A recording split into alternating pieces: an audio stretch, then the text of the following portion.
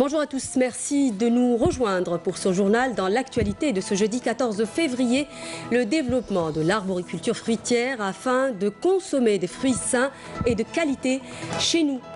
C'est la mission de l'Institut technique de l'arboriculture et de la vigne. Nous ferons le point également dans cette édition. Nous vous emmènerons à Béchar où des populations nomades viennent de bénéficier d'une vingtaine de plaques photovoltaïques. L'objectif est de permettre à ces populations d'avoir accès à une énergie électrique gratuite.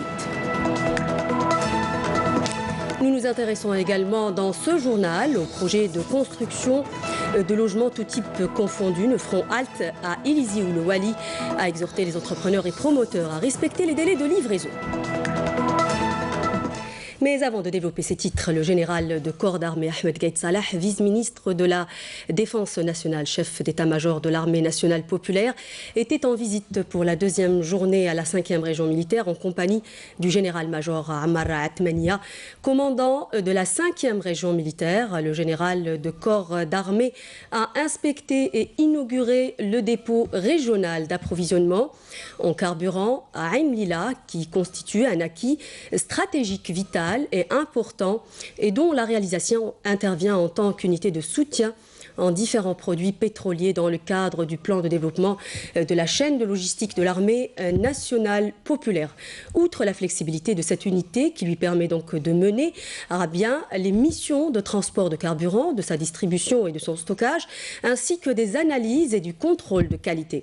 Le général de corps d'armée a suivi un exposé présenté par le directeur régional de carburant sur les missions principales de cette unité et son rôle vital dans le soutien des unités de la région des différents produits d'énergie pour procéder ensuite à une inspection sur le terrain des différentes structures de cette unité où il a donné un ensemble de consignes aux personnes y exerçant visant l'impératif de préserver cette réalisation vitale à travers une gestion efficace et optimale des différentes procédures techniques et préventives, les exhortant par là même à faire preuve de professionnalisme dans l'exécution de leur mission afin de tirer profit au maximum de cet acquis considérable. Le général de corps d'armée avait confirmé précédemment devant l'assistance lors d'une allocution adressée au commandement et à l'état-major de la région que l'accomplissement exemplaire des nobles missions et une garantie de la sécurité de l'Algérie, une assurance de stabilité, une protection de son indépendance et une préservation de sa souveraineté nationale et de son unité territoriale, notamment à la lumière des défis imposés par le contexte international actuel, affirmant que la jeunesse algérienne ne sera pas moins impliquée que la génération de novembre dans la protection des acquis de la nation algérienne et de la défense de ses valeurs et de ses nobles principes. Je vous propose à présent d'écouter la déclaration du général de corps d'armée Ahmed Gaïd Salah. في هذا الشأن تحديدا يجدر بالتذكير أيضا بهذه المناسبة كريمة بأن انتصار جيش التحرير الوطني بالأمس كان بفضل حسن. Dans ce contexte précis, je me dois de rappeler en cette honorable occasion que la victoire de l'armée de libération nationale hier a été remportée grâce à la volonté d'Allah le Tout-Puissant, puis grâce au travail laborieux visant à réunir les conditions de réussite. Et tant que l'armée de libération nationale demeure le parfait exemple à suivre pour nos forces armées, nous veillerons en permanence, grâce au soutien indéfectible dont jouissent nos forces armées de la part de son Excellence le Président de la République, chef suprême des forces armées, ministre de la Défense nationale, à réunir tous les facteurs et les éléments du succès. Ainsi, l'armée de libération nationale s'est réincarnée en l'armée nationale populaire et le sang du shahid de la glorieuse révolution de libération s'est mêlé au sang du shahid du devoir, prouvant ainsi que la jeunesse d'aujourd'hui est tout aussi patriotique que celle d'hier et l'Algérie qui a enfanté les générations d'hier est fière des générations d'aujourd'hui qui porteront pour toujours leur pays dans leur cœur, qui verront leurs aïeux comme le modèle à suivre et qui considéreront l'accomplissement de leurs devoirs envers la patrie comme étant l'une des plus nobles valeurs de la citoyenneté.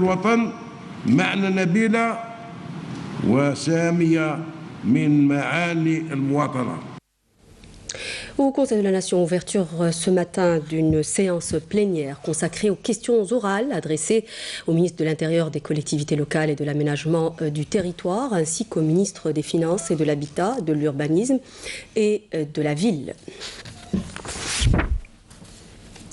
Nous disions en titre comment développer une arboriculture saine et de qualité chez nous. Une question à laquelle tente de répondre l'Institut technique de l'arboriculture et de la vigne qui veille au contrôle de la qualité des arbres fruitiers. Une mission effectuée grâce à plusieurs recherches et analyses qui permettent de vérifier les propriétés de la terre et le climat, mais aussi de l'eau destinée à l'irrigation. Nessim Ben Saïdi. Nous sommes ici dans l'un des laboratoires de l'Institut technique de l'arboriculture fruitière et de la vigne. Dans ce lieu, les chercheurs analysent la terre pour définir ses propriétés en vue d'obtenir une arboriculture saine, authentique et productive. Dans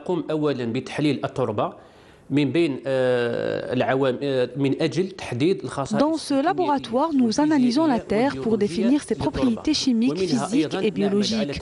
Nous analysons aussi les conditions climatiques pour sélectionner les variétés de plantes qui peuvent s'acclimater à ces conditions.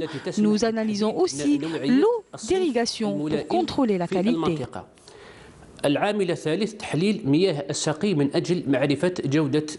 Grâce aux nombreux programmes de soutien au profit des agriculteurs, la superficie réservée à l'arboriculture fruitière a atteint 227 000 hectares en 2018. Une hausse considérable en comparaison aux années précédentes, notamment en ce qui concerne l'agrumiculture, qui compte à présent plus de 63 000 hectares de superficie. L'arboriculture fruitière s'est beaucoup améliorée ces dernières années. La culture de la pomme, par exemple, se développe très bien. La superficie plantée est estimée à plus de 44 000 hectares. Cette avancée est due principalement aux efforts des agriculteurs et aussi aux nombreuses aides et soutiens de l'État. L'Institut technique de l'arboriculture fruitière et de la vigne constitue un accompagnement technique pour améliorer la production et contribuer dans la politique de la diversification de l'économie nationale. Agriculture toujours, et cette fois-ci nous irons à Adrar pour visiter une usine de transformation de tomates Argen qui vient d'être remise en service, une véritable aubaine pour les agriculteurs de la région, nous dit Hassiba Abdallah. Regardez. L'usine de transformation de tomates de Argen, un investissement qui s'inscrit dans le cadre de l'encouragement de l'activité agricole en région saharienne. Cette usine constitue une aubaine pour les agriculteurs de la wilaya d'Adrar qui ont enregistré une surproduction en matière de tomates. J'ai repris cette usine dans le cadre d'une concession et je l'ai remise à niveau et en service. J'ai donc permis aux agriculteurs, par le biais de contrats, de commercialiser leur production. Un regain de confiance de la part de ces derniers qui leur a permis d'agrandir les surfaces agricoles exploitées et les a encouragés à continuer le travail. La production prévisionnelle pour cette saison est estimée à 60 000, voire 70 000 tonnes pour 100 exploitants. Et derrière chaque exploitant, il y a plus de 200 agriculteurs qui, pour beaucoup, cultivent de petites parcelles de façon traditionnelle. Spécialisée dans la fabrication de conserves alimentaires de triple concentré de tomates, l'usine travaille à partir de la transformation de la récolte locale assurée par une centaine d'agriculteurs, activant à travers des exploitations modernes et traditionnelles.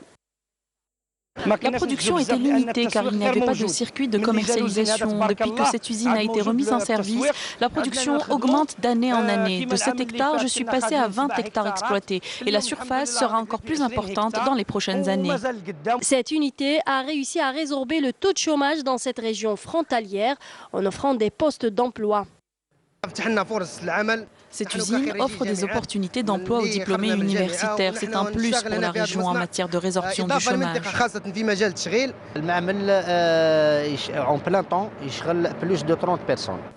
L'usine emploie à plein temps plus de 30 personnes, sans compter une cinquantaine de saisonniers. L'usine emploie donc en tout entre 80 et 100 employés par saison, ce qui nous a motivés à développer notre activité en construisant une extension, car cette petite usine ne suffisait plus à accueillir toute la production de tomates de la région. Nous avons un programme d'exportation vers Nouakchott, le Mali et le Niger qui commencera la saison prochaine, car la demande est très importante sur la tomate au niveau du marché africain.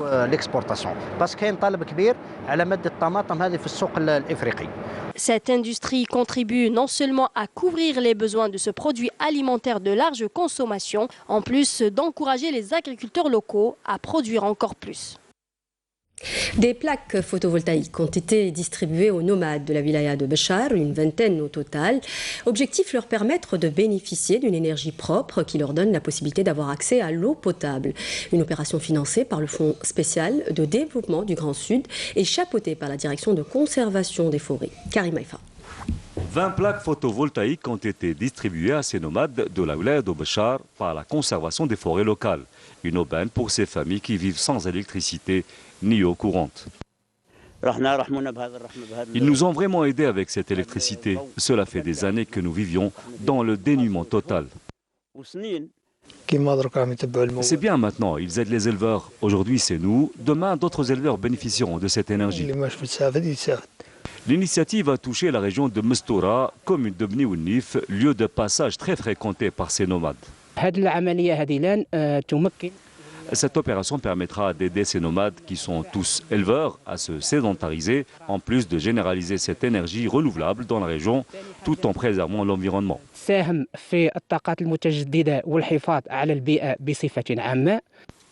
Une énergie qui profitera également aux nomades en leur permettant de forer des puits pour subvenir à leurs besoins quotidiens et à ceux de leur cheptel en eau courante. Cela fait des années qu'on vivait dans le noir une fois la nuit tombée. Nos enfants étaient également victimes de piqûres de nuisibles. On n'avait pas d'eau courante. Aujourd'hui, on remercie les autorités concernées pour cette bonne initiative. L'opération financée par le Fonds spécial pour le développement du Grand Sud sera suivie durant l'année 2019 par d'autres opérations similaires pour permettre à terme à tous les nomades de la wilaya de Béchar de profiter de cette énergie propre. Et dans le domaine des ressources en eau, de gros efforts sont consentis par les entreprises privées spécialisées dans le secteur, notamment pour la gestion des ressources hydriques, mais aussi pour lutter contre les déchets industriels. C'est un reportage signé Souhila Haririya. Amélie Siride, regardez. Plusieurs PME ont investi ces dernières années dans le domaine des ressources en eau. De nouveaux systèmes techniques pour le traitement des eaux usées et la réduction de la pollution industrielle sont mis en place.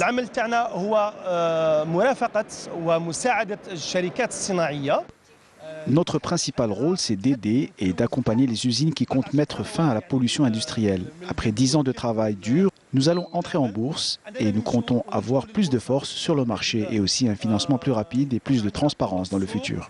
Une autre expérience aussi importante, cette entreprise spécialisée dans l'hydraulique et l'environnement qui a donné la chance à 28 personnes aux besoins spécifiques d'avoir des postes d'emploi. Ils ont un handicap mental, mais ils peuvent faire autre chose. Aujourd'hui, ils sont dans une ferme pédagogique où ils s'occupent des animaux et font de l'artisanat. C'est ce qui leur a permis de devenir responsables et de mieux se comporter dans la vie de tous les jours. Les entreprises algériennes privées spécialisées dans ce domaine unifient les efforts pour moderniser la gestion du secteur des ressources en eau et maîtriser les déchets industriels. Nous l'annoncions au titre, plusieurs projets de réalisation de logements tout type confondus sont en cours de construction dans la wilaya d'Ilizi. Le wali de la région en visite d'inspection a pu constater du retard dans certains projets. L'occasion justement d'exhorter les entrepreneurs et promoteurs à respecter les délais de réalisation, nous dit Hassiba Abdallah. Le secteur de l'habitat est un secteur important auquel l'État a consacré une enveloppe financière importante. Janet a d'ailleurs bénéficié de plus de 2000 logements publics locatifs et ruraux. La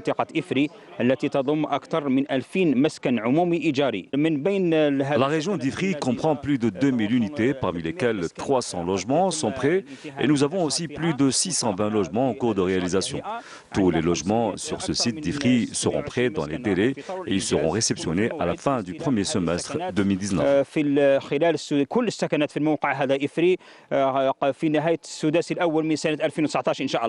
Pour rattraper le retard de certains projets similaires, de nouvelles mesures ont été prises par les autorités locales de la wilaya d'Ilizi, notamment la résiliation des contrats avec les promoteurs non sérieux.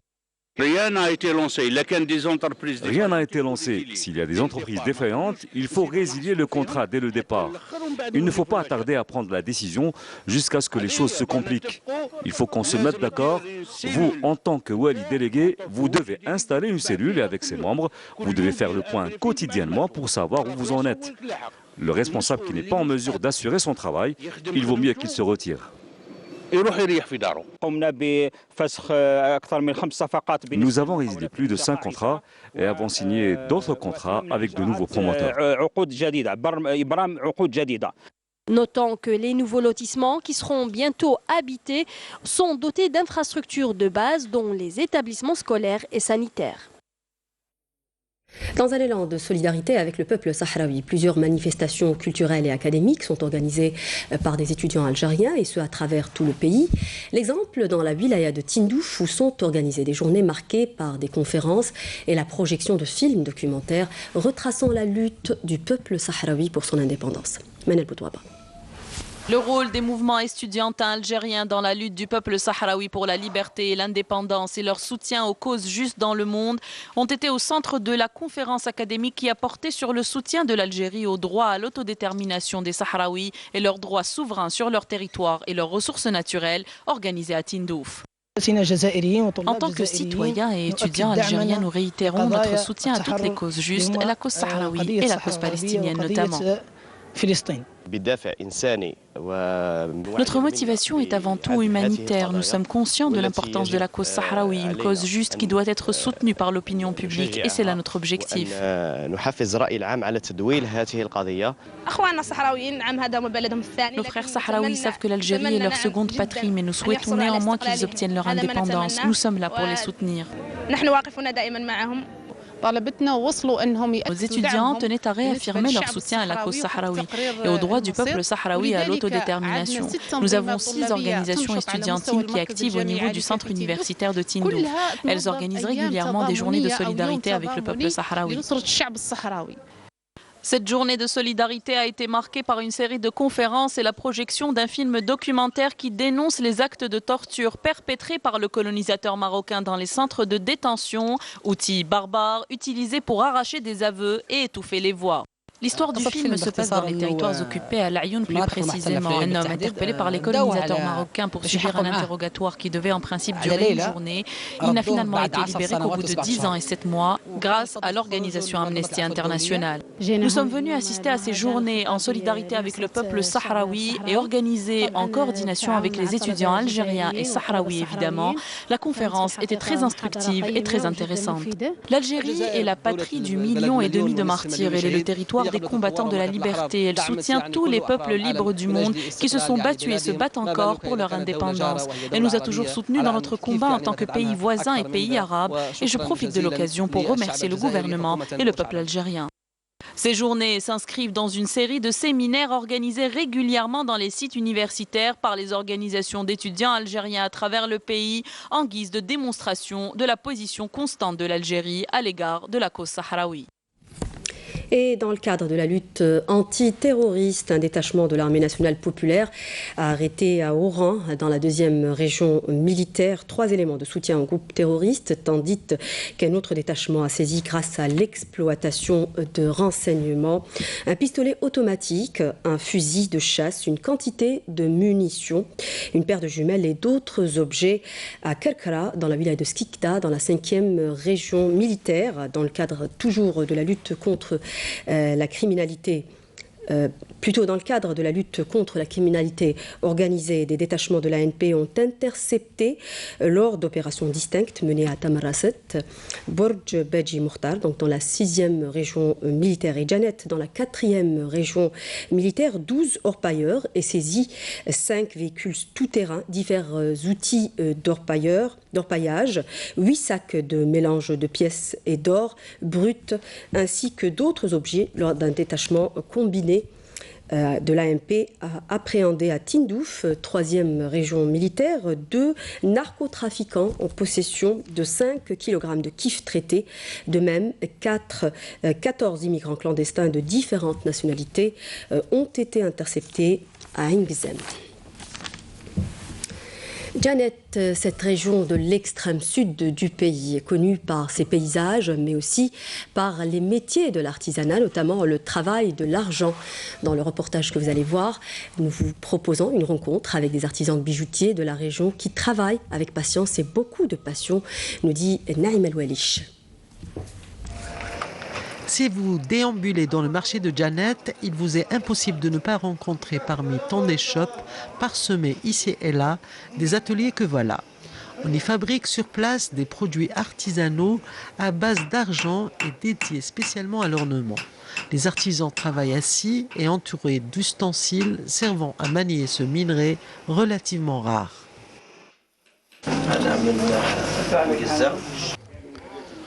Je suis de Ain Gezzam, j'ai commencé à travailler il y a 15 ans à Tamanrasset.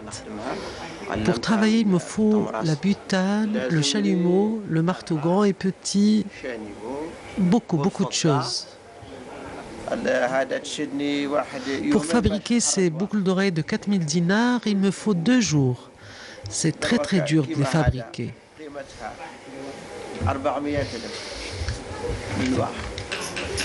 Il faut de longues heures et beaucoup de patience pour transformer un bout d'argent en un tanit millénaire, un bracelet ou des boucles ciselées. Transmis de père en fils, l'argent c'est l'affaire des hommes, cependant que les femmes s'occupent du cuir.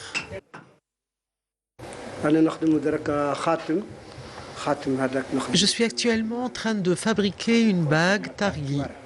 Des fois, je fais une seule bague par jour et des fois, j'en fais 2. En hiver, il y a beaucoup de clients et en été, il n'y a pratiquement personne. Les touristes français, italiens, allemands viennent beaucoup acheter, notamment les Algériens. Ça marche très bien. En Berne, il y a quelques années, le travail artisanal à Janet semble avoir repris du poil de la bête à la faveur d'une fréquentation touristique très appréciable selon les agences de voyage. Une aubaine pour les artisans qui ont de beaux jours devant eux.